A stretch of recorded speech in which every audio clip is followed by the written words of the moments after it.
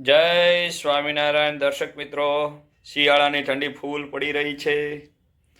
દર્શક મિત્રો, આજે 11 છે, તો આપણે હરિકૃષ્ણ મહારાજ આજે કોઈ વાનગી શીખવાડે અને આપણે મહારાજને ધરીને પ્રસાદીની કરીને દોષ રહિત કરીને પછી આપણે ઠાકોર જમાડશું, માનસી પૂજા કરી પછી સાબુદાણા ખાઈએ છીએ, ખીચડી બનાવીએ છીએ. હવે આજે તમને સાબુદાણા અને સાથે મોરૈયો એનું એક નવીન વાનગી છે, ઢોકળા. બરાબર, ફરાળી ઢોકળા. તો આ છે સાબુદાણા, બરાબર, તમને દેખાઈ રહ્યા છે, વ્હાઈટ એકદમ સાફ કરેલા. પેકિંગમાં લેવાના, કેમ કે કોઈ જેવા તેવા અનાજવાળા હાથે અડતા હોય લાગે. બરાબર, ને આ છે મોરૈયો. આ બંને વસ્તુને આપણે પહેલા અને તમે મિક્સરમાં એકદમ ભૂકો કરી નાખશો, લોટ કોને આને. બરાબર, આપણે આમાં જારમાં નાખી એકદમ ભૂકો કરી દેવાનો. પછી આ મોરૈયો છે, 3 ભાગનો મોરૈયો લેવાનો છે, એને અધકચરો દળવાનો છે. બરાબર, આ પેકિંગમાં જ લેવાનું. બરાબર,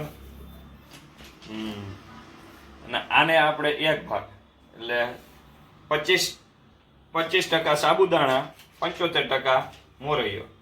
આને એકદમ લોટ કરી નાખવાનો અને અધકચરો વારાફરતી દળી નાખવાનો. બંને દળાઈ જાય એટલે પછી મિક્સ કરી દેવાનું. આપણે આથી દીધેલું છે, એમાં આથવાની એક રીત છે.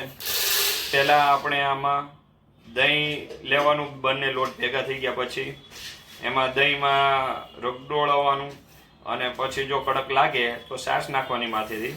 પછી જેવું જેને ખારું ભાવતું હોય એ પ્રમાણે ખારું નિમક નાખવાનું. પછી ધાણા એવું બધું નાખી દેવાનું. બરાબર, અને પછી ઢાંકીને રાખી દેવાનું. આ થયો આપણો ઢોકળાનું ખીરું. મરચાની પેસ્ટ, બરાબર, અને કાચું બટેક, બરાબર, એને ક્રશ કરી નાખવાનું અને પછી આમાં મિક્સ કરી દેવાનું. હવે આપણે જે ખીરું છે એમાં સાજીના ફૂલ નાખશું. બરાબર, અમે ડબ્બીમાં રાખ્યું છે સાજીના ફૂલ. જો આ અમારો જુગાડ, આમાંથી કટિંગ કરીને આમાં લગાવી દીધું. હવે આમાંથી સાજીના ફૂલ આપણે ડાયરેક્ટ હવે ચૂલે ચડાવવાનું છે. ઊંધી સમજી રાખી માપનું નાખવાનું, મકાઈના દાણા જેટલું.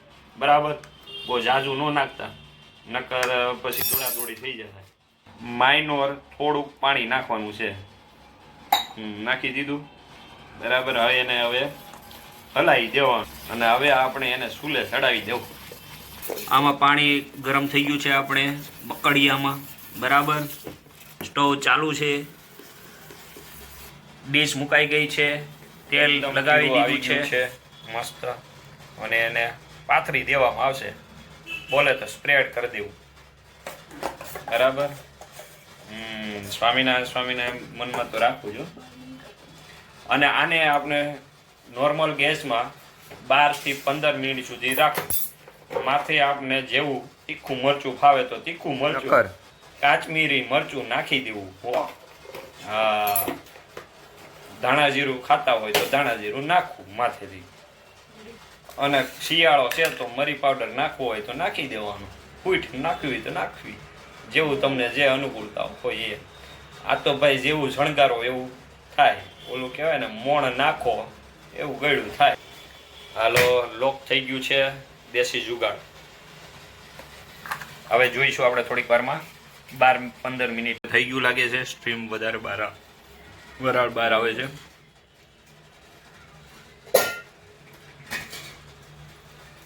હા, મસ્તનું થઈ ગયું છે. હવે ચેક કરી લેશું આપણે, ચોટે છે કે નથી ચોટતું.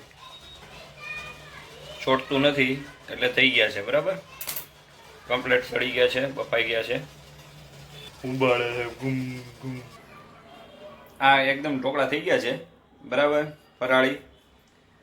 આનો વઘાર કરી શકાય, પણ અમને વઘાર કરવાની ઈચ્છા નથી થતી, કેમ કે એમને મજા આવે છે, તો અમે મહારાજને એમને ધરી. પણ આમાં તમે વઘારમાં જીરું અને કડી પત્તાથી કરી શકો છો. ઘીમાં કરો, તેલમાં કરો, તમને જે મન. અને સાથે તલ પણ નાખી શકાય.